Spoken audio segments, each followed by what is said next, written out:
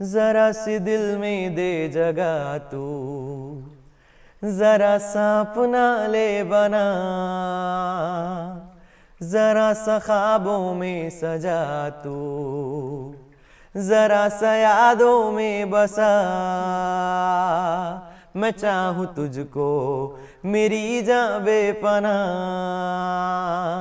फिदा हूँ तुझ पे मेरी जान बेपना।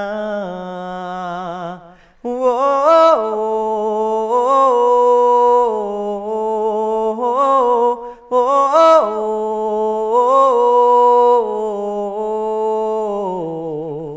યા so this was my favourite song.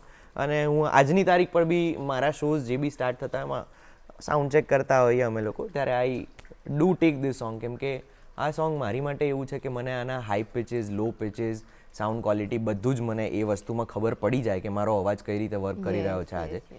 So yeah this is my sound check song અને મને બહુ જ ગમે છે આ સોંગ.